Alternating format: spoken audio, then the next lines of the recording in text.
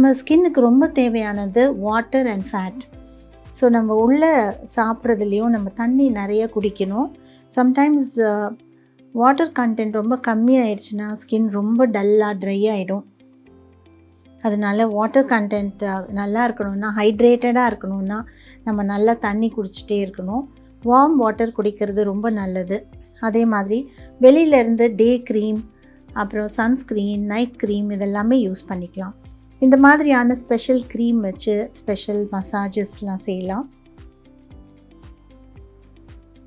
So இப்போ நம்ம அவங்களுக்கு உள்ளே இறங்குற மாதிரி, ஊட்டச்சத்து உள்ளே போகிற மாதிரி மசாஜ் கொடுக்குறேன்.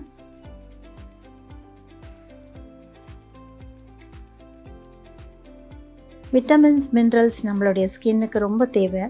ஸோ அது இந்த மசாஜ் மூலமாக நம்ம கொடுக்க முடியும்.